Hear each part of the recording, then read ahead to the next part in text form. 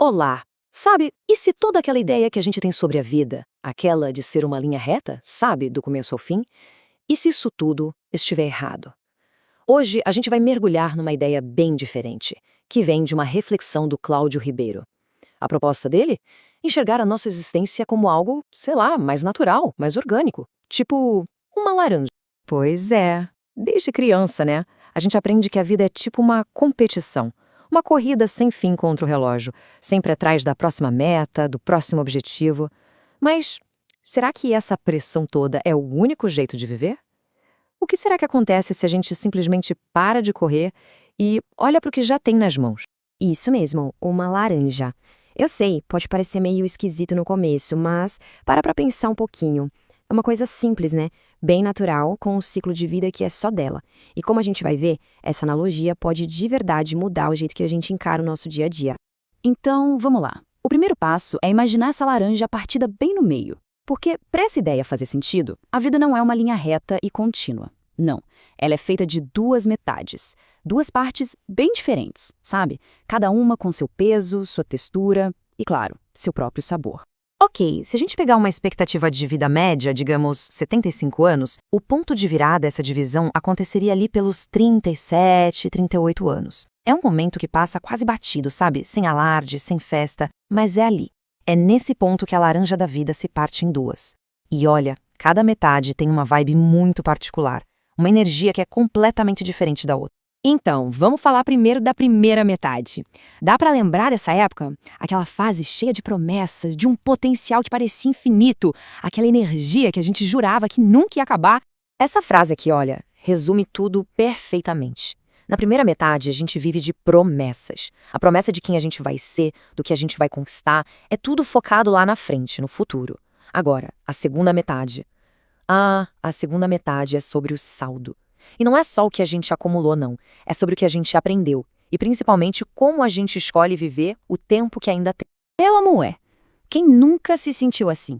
É aquela fome de viver, de querer morder a vida com força, de querer tudo pra ontem. A gente corre tanto, mas tanto, que o suco da laranja, a essência da vida, né, acaba escorrendo pelos dedos. E a gente mal sente o gosto. E é aí que mora o grande paradoxo da juventude, né? A gente age como se o tempo fosse infinito, como se a gente fosse imortal, só que a realidade é outra. É uma correria danada, pulando de uma tarefa para outra, de uma obrigação para outra. E isso, claro, impede a gente de saborear o presente de verdade. Até que, de repente, quase sem a gente notar, alguma coisa muda. Não é um aniversário específico, sabe? Nem um grande acontecimento. É uma mudança sutil na nossa percepção. E pronto. A laranja se partiu. A gente chegou na outra metade. Então, pronto, chegamos na segunda metade. Por fora, a laranja pode até parecer a mesma, mas quando a gente segura ela na mão, o peso é outro, a perspectiva, nossa, muda completamente. E essa é talvez a maior virada de chave. Se antes o foco era acumular experiências, coisas, conquistas, agora a verdadeira sabedoria está em escolher, em se perguntar o que realmente importa, o que de fato merece nosso tempo, nossa energia, que agora a gente sabe, né, que não é infinita. O ritmo também muda, claro. Aquela corrida maluca dá lugar a uma caminhada mais consciente. O objetivo não é mais chegar primeiro, de jeito nenhum. É conseguir sustentar o passo. É aproveitar a jornada. E junto com essa mudança de ritmo vem uma consciência nova. O tempo, que antes parecia um campo aberto, sem fim, agora ele tem contornos. As bordas dele começam a ficar nítidas. E nossa, como isso muda tudo. E essa nova consciência, essa de que o tempo tem limites, nos leva, sem escapatória, a uma pergunta. Uma pergunta que talvez a gente tenha evitado na primeira metade da vida, mas que agora ela é central. A pergunta é, como é que a gente está vivendo de verdade? Essa é a grande questão. Será que estamos saboreando cada momento de forma consciente, sentindo o gosto real da vida? Ou será que a gente está só deixando os dias passarem, deixando eles nos consumirem, presos num piloto automático de velhos hábitos, de velhas obrigações? No fundo, existem dois jeitos de encarar o que resta.